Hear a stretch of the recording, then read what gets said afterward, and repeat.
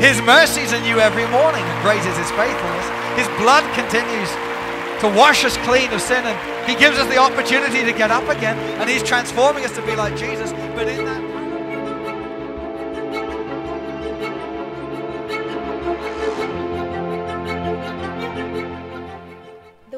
is very privileged to be able to interview Jonathan Conrathe today. Thank you for joining us. It's a pleasure.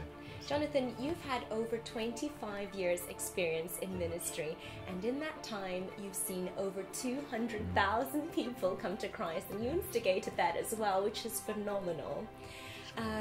With the recent court cases that have been instituted against Christians in the UK, we've seen how the Christian faith has come under attack from various groups. Do you feel as though Christianity is under attack in the UK? Well, I think certainly there's been some pressure exerted from different areas of society, and for different groups who would be using laws, European or English laws,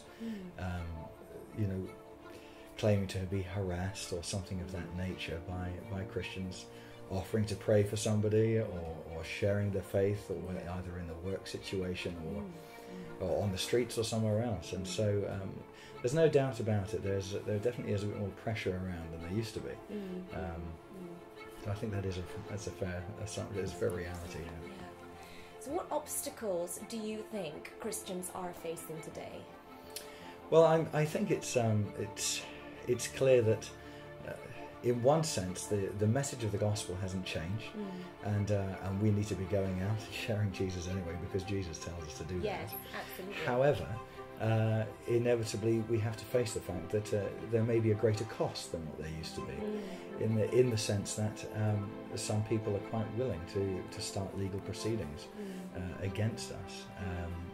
For simple things like offering prayer to somebody or sharing the gospel. I heard of a case going back literally a few years ago where a street preacher was taken to court because he had stood up and said, that all men are sinners and that they need to repent and give their life to Christ. Well, somebody was harassed by the fact that he said that they were sinners and instigated a case against him.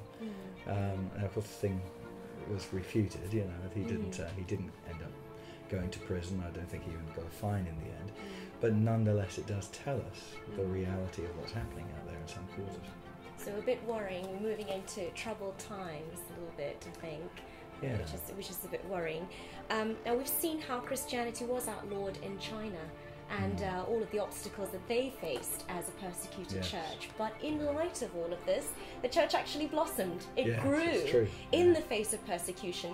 Do you think this is likely to happen in the UK? Well, whether or not it actually, gets to the stage that it's been, in China, where it gets that tough, remains to be seen. What we do know is that Jesus said, "You'll be hated by all nations for my name's sake." So in one sense, it's inevitable, it's going to happen. The degrees of persecution is another matter, but you only have to look back in the history of England to see it's not too far back in a distant past, which when we're even burnt at the stake, for just translating the Bible into English.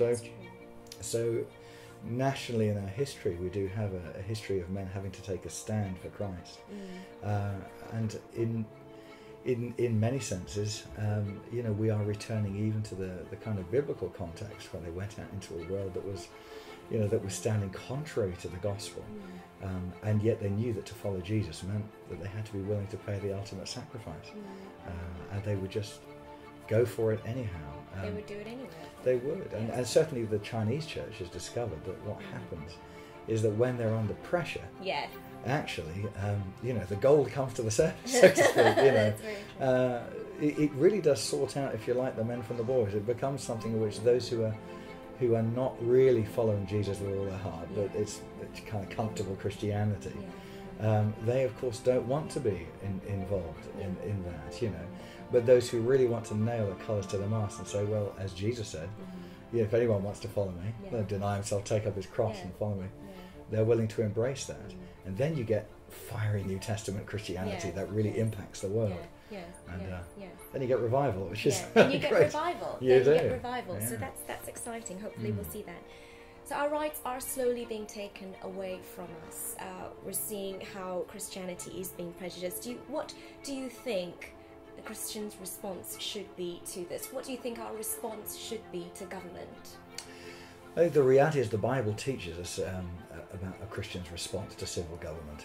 It tells us firstly that we should pray for them, that we should give thanks to God for them, regardless of what laws they're passing, that we should give thanks to God for them. It tells us that we should submit to the laws of the land, that we should pay our taxes. All of those things are biblical things. Christians really should be model citizens, you know.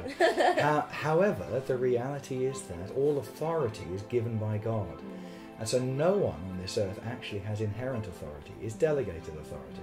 Even in a democracy, people will say that authority has been delegated from the people to the people in government. They've been voted into office. But it's been given by God. But ultimately, it's a God-given gift.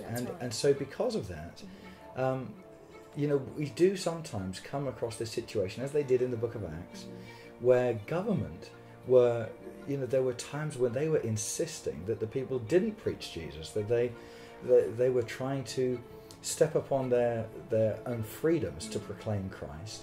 And at that moment, the believers had to make a decision between whether they would submit to what the government was telling them to do, or whether they would submit to what King Jesus told them to do, to go into all the world and preach the gospel. And ultimately, of course, our first allegiance has got to be to Christ. It has to be to God. And so at that point, you know, that is the point at which Christians have to take a stand and say, well, whatever comes to me, whatever happens to me, I'm going to stand for Christ anyway. I'm going to proclaim Christ anyway. I mean, obviously there is wisdom involved in some situations. You see in the Bible that sometimes people wanted to throw Jesus off a cliff or something, but he went in the opposite direction.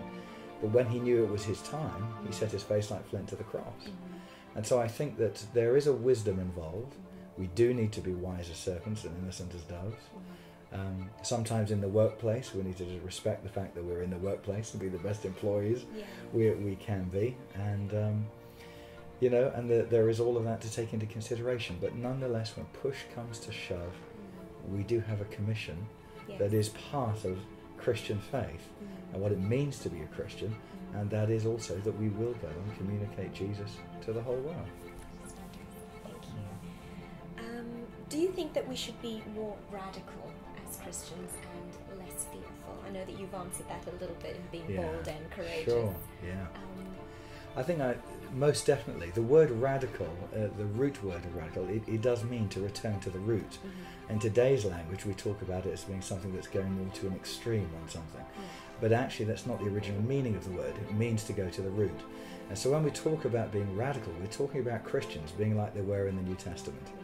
And certainly today, England needs more passionate Christians, you know, who stand boldly for Christ. And boldness is a God-given thing. It doesn't mean just having a positive, outgoing personality. In the New Testament, when they were under pressure, they didn't bow to the pressure, they asked for more boldness. Because they realised that the commission actually was a non-negotiable thing. So they just needed more boldness. And of course the other thing is the love of God takes away our fear. So the more we concentrate on God's love for the people we are communicating with, and even the love of God as well to our government and to other people who may possibly even want to exert pressure on us, it releases us from the fear of man. Well, thank you, Jonathan. Thank you very much for joining us. Bless you. Thank you very much.